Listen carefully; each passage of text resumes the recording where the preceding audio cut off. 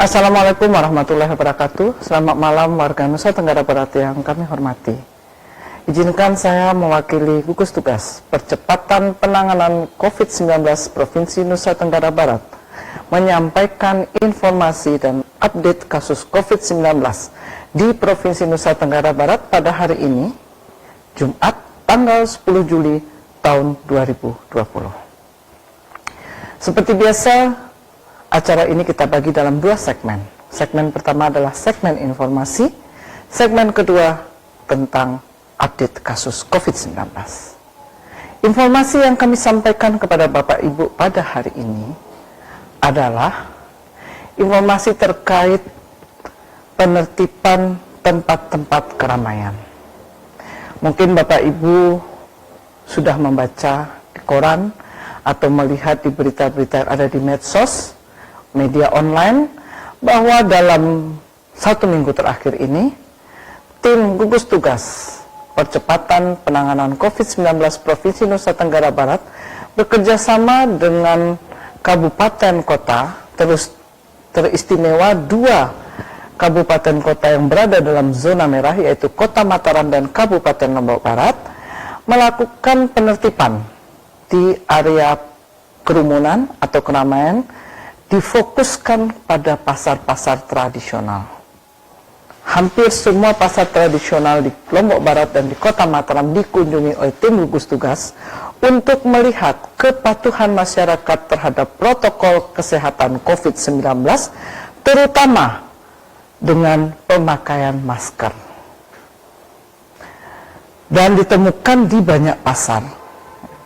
Beberapa pasar sudah bagus, 80% pengunjung memakai masker, 80% pedagang memakai masker, tapi hampir sebagian besar pasar-pasar yang dikunjungi, presentasi pemakaian masker baik dari pengunjung ataupun pedagang berkisar antara 40-50%. Artinya hampir separuh pengunjung dan pedagang tidak mengenakan masker dan tidak melakukan physical distancing atau jaga jarak. Ada 2 risiko yang didapatkan, risiko dari tidak pakai masker dan risiko dari tidak jaga jarak. Ini adalah risiko tinggi bagi penularan COVID-19 bagi para pengunjung pasar. Karena itu, tim gugus tugas memperingatkan dan menghimbau serta memberikan masker kepada mereka-mereka yang tidak membawa masker. Melalui kesempatan ini kami menghimbau Bapak Ibu, sesuai dengan protokol kesehatan yang selalu kami ingatkan setiap hari, pakai masker bila Bapak Ibu berada di luar rumah. Bahkan di rumah pun kalau Bapak Ibu berkumpul dengan keluarga, pakailah masker. Karena masker inilah yang menjadi pelindung bagi kita semua. Kedua, jaga jarak. Kalau Bapak Ibu tahu bahwa suatu pasar itu adalah pasar yang sangat padat dan tidak memungkinkan bagi kita untuk jaga jarak, mungkin lebih baik tidak dikunjungi. Di zaman digital ini, kita punya banyak kesempatan berbelanja dengan cara yang berbeda. Bisa dengan cara memesan online, atau kita datang ke pasar pada jam-jam di mana kerumunan ini sudah sangat menipis. Sehingga kebutuhan Bapak Ibu bisa didapatkan tanpa harus menanggung risiko tertular COVID-19 dari kerumunan orang yang ada di pasar. Jadi, inilah Bapak Ibu yang menjadi fokus dari tim gugus tugas percepatan penanganan COVID-19, baik yang dari provinsi, kabupaten, kota, kecamatan maupun desa. Semua fokus untuk membantu mengingatkan semua warga agar patuh pada protokol kesehatan COVID-19, terutama kesehatan individu. Memakai masker, physical distancing itu adalah protokol kesehatan untuk individu. Sehingga kita berharap dengan kepatuhan masyarakat terhadap protokol kesehatan ini, risiko penularan dari COVID-19 bisa semakin ditekan. Karena semakin hari angka positif baru semakin bertambah. Artinya penularan masih terjadi di seputar kita. Bapak Ibu harus waspada dengan hal ini. Jangan malah mengabaikan dan menyambat, tidak ada COVID. saya tidak percaya COVID. Karena sudah begitu banyak pasien yang positif COVID. Sudah lebih dari 75 pasien yang meninggal karena COVID. Bagian mana lagi yang harus dipercaya kalau bukan data-data yang kita berikan kepada Bapak Ibu? Percayalah, tidak ada konspirasi, tidak ada pembohongan dalam hal ini. Kalau kami menyatakan bahwa pasien itu positif, memang hasil pemeriksaannya positif. Jadi tidak dibuat-buat supaya dia menjadi positif. Tidak. Inilah yang kami ingin sampaikan kepada Bapak Ibu warga Nusa Tenggara Barat yang kami hormati. COVID-19 ada di Nusa Tenggara Barat.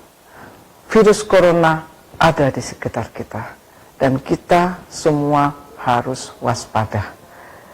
Hindari tempat-tempat yang memungkinkan terjadi penularan dan patuhi protokol kesehatan agar risiko penularan COVID-19 bisa ditekan.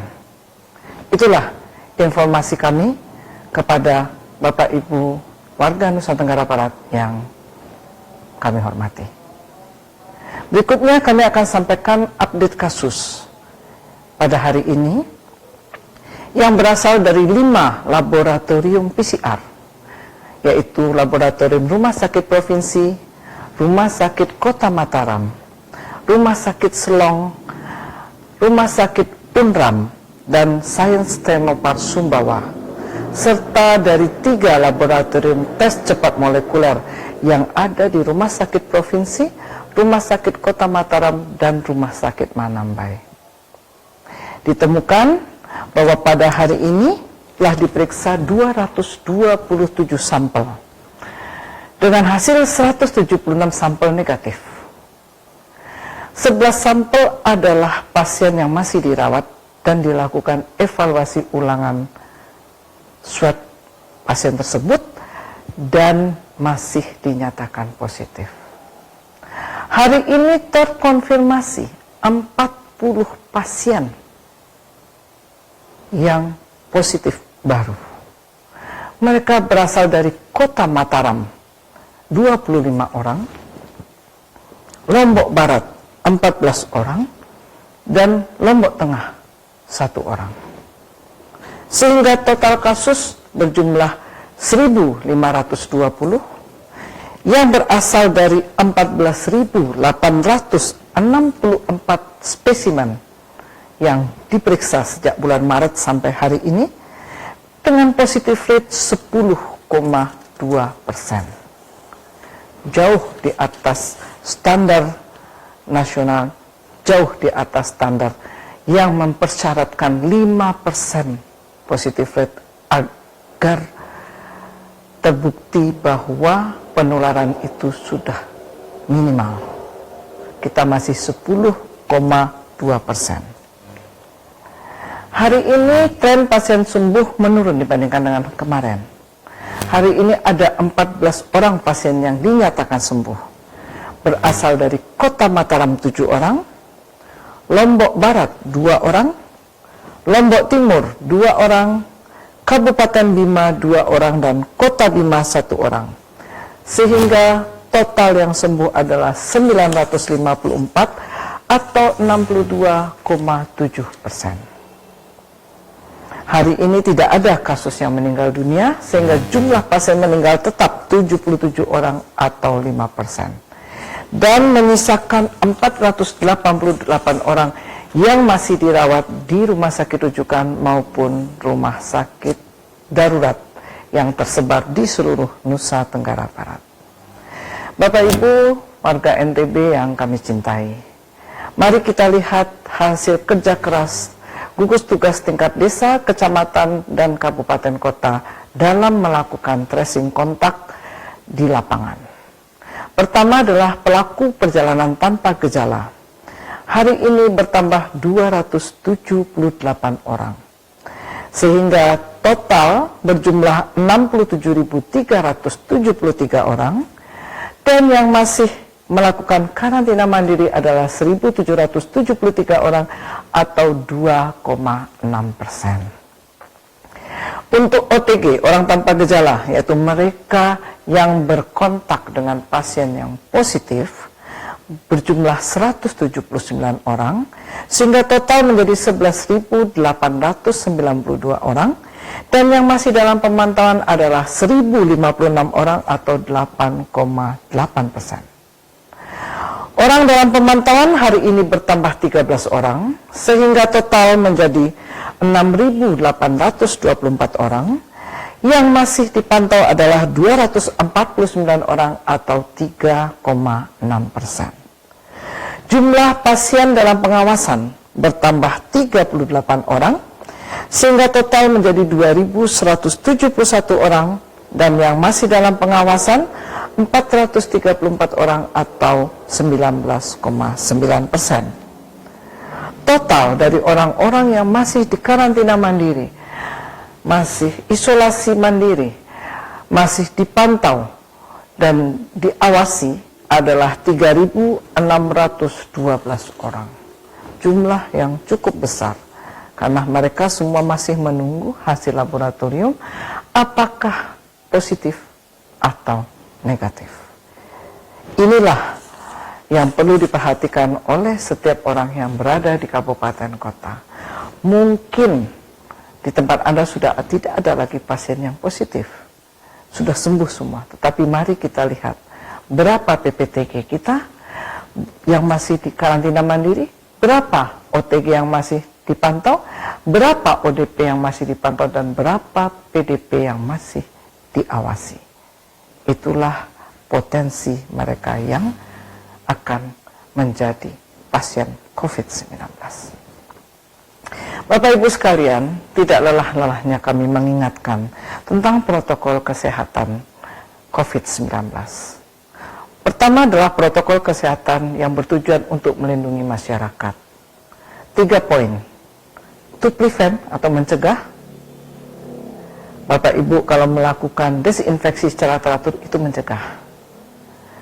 Melakukan sosialisasi, memberitahu tetangga, menginformasikan kepada keluarga, itu mencegah. Menghindari tempat-tempat keramaian, itu mencegah. Mengisolasi mereka-mereka yang kira-kira punya potensi untuk tertular, itu mencegah.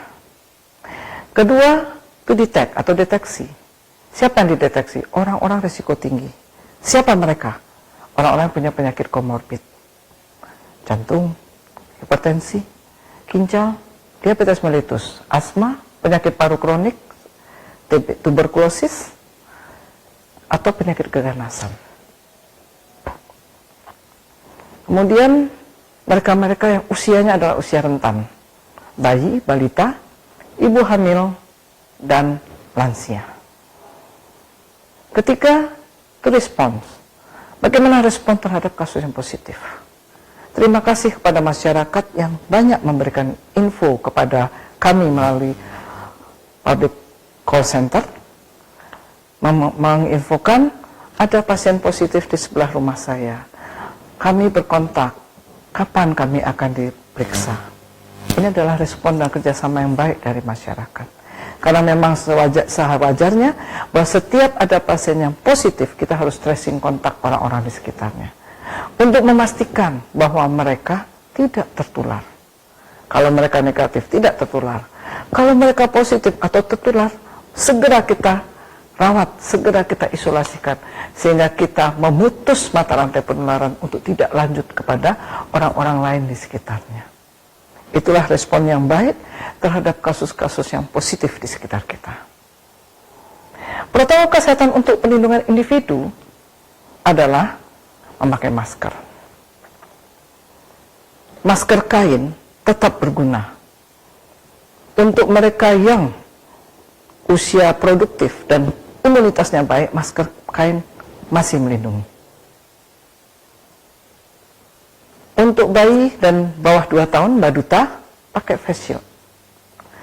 Untuk lansia di atas 60 tahun, pakailah masker medis. Ini adalah masker medis.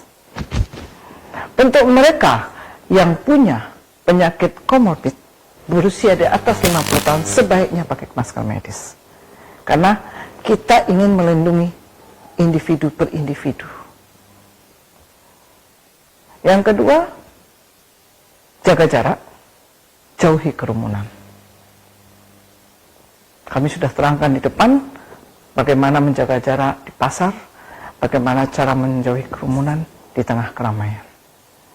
Ketiga, tingkatkan imunitas tubuh. Makan makanan yang bergizi dan gizinya seimbang. Istirahat yang cukup, olahraga teratur 30 menit sehari, dan kelola stres. Saat-saat seperti ini, kita sering mengalami stres tanpa kita sadari. Dan kalau tidak kita kelola dengan baik, imunitas tubuh akan menjadi turun. Dan resikonya lebih mudah tertular COVID-19. Jagalah anak kita, keluarga kita, dan orang tua kita. Mereka yang berada dalam kelompok risiko tinggi atau kelompok rentan, jangan biarkan beraktivitas di luar rumah untuk hal-hal yang tidak perlu, sehingga mereka terhindar dari risiko tertular COVID-19. Demikian yang bisa kami sampaikan tentang informasi dan update kasus COVID-19 2020. Tetap semangat, tetap patuh terhadap protokol kesehatan COVID-19. Stay safe, stay healthy. Salam sehat Indonesia. Wabillahi taufiq wal hidayah. Wassalamualaikum warahmatullahi wabarakatuh.